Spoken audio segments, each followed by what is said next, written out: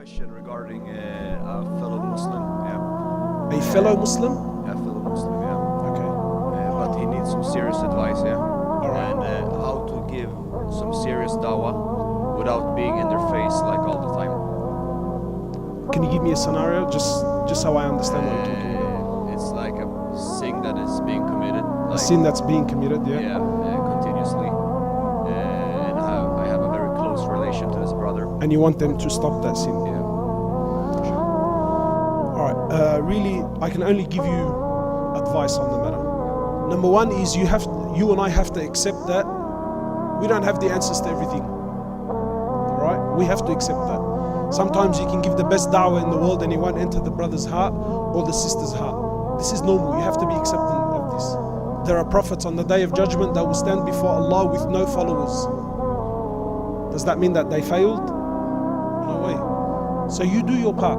If the brother or the sister accept, alhamdulillah they accept. If they don't, well then I've done my part, and really I can only carry on with da'wah and I can only carry on with what dua to Allah subhanahu wa ta'ala and to us.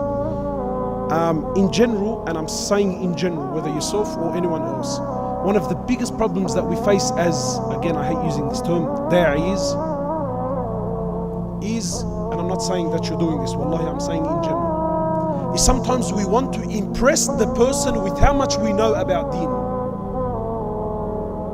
And I want to impress you with the daleel and how accurate the hadith is that I'm giving you, that you are doomed for destruction.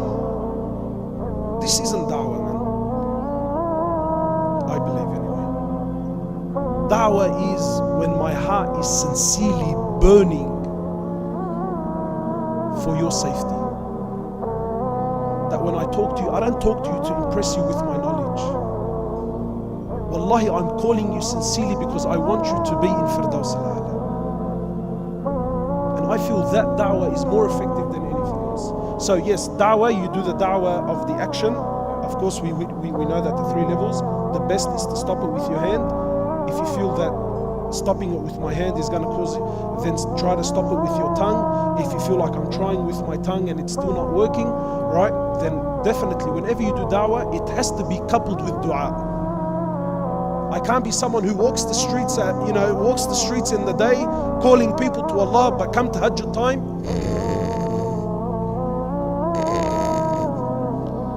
no, that's not the da'wah of Rasulullah sallallahu alaihi wasallam. Rasulullah sallallahu alaihi wasallam walked the streets in the day and stayed up the nights crying before Allah Azza wa Jalla. So really these are the things, and sometimes I'm speaking to you, but wallahi I'm speaking to everyone. We need to accept, I have keys for certain hearts, and sometimes your key won't open my heart. That's just the bottom line. You just have to accept that. That's just how it is, man. So if you feel like, look, I'm trying with this brother, I'm trying with this sister, I don't seem to be getting through, then personally I say stop and don't tarnish that relationship. Stop. Send someone more qualified, or find someone that you feel they respect or they like or they honor or they have a liking towards. Sometimes maybe you can direct someone else to them, you know. But these are the things, and definitely under no circumstance should our dua ever stop. Always crying before Allah, sincerely begging Allah subhanahu wa ta'ala, you know. And if you feel like you're trying something with this brother and it's not working, then try something else. Take him out for lunch, take him out to dinner. You know, one thing that I personally find helps with me, and I'm going to share this with you, and Allahu Alam, maybe sometimes I see a situation. Now I can very easily come in there and do these ones. Please everyone sit down and embrace yourselves. I'm about to send everyone to hellfire, inshallah. Please sit down. Qala Allah Azza wa Jal and Qala Rasulullah Sallallahu Alaihi Wasallam, and here's my hadith and this is the ayah, and who can say I'm wrong? That's not how it works, man. It's not, well, I did this, you know, it's not how it works. Rather, sometimes what I like to do is, if I feel the brother or this, you know, look, he's a bit on edge, he's already intimidated with the fact I have a long beard and I'm wearing abaya, and here comes the religious crew to talk my brains out, right? Sometimes I like using this approach, whereas I would say to the brother, look, wallahi, you know, I was in a dark place. There was a time I wasn't praying, I wasn't fasting, I was indulging in haram. You know, and I felt lost and I felt this and I felt that. And wallahi, the only happiness I've ever had is when I came to Allah Azza wa Jal. And wallahi, I'm not better than anyone. Sometimes humbling yourself like that can really affect people. And this person feels like, man, you know what? This person's real. He's not here to impress me with his talk. He's really real. This. And Allahu Alam, personally, I believe that people need to see this side in da'wah.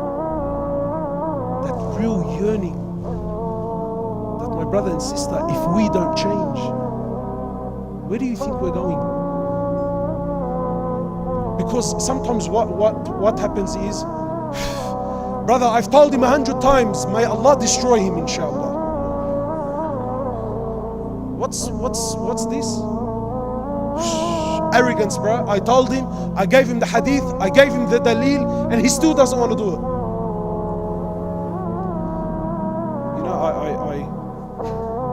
I used to work for a clothing company. We used to wholesale clothes, right? So we used to have a lot of pretty girls that used to come in and buy. Very, very bad environment. Anyway, so mixing with people. So I used to have this girl, she used to come in regular.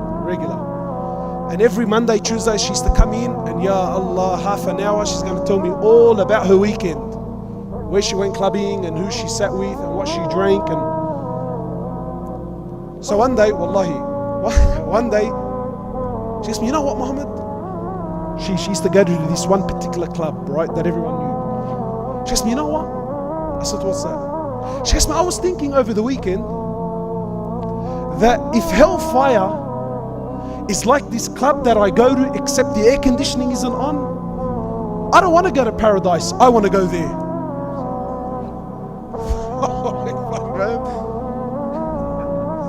She thought maybe hellfire is, it's very hot, humid, maybe things are a bit cramped.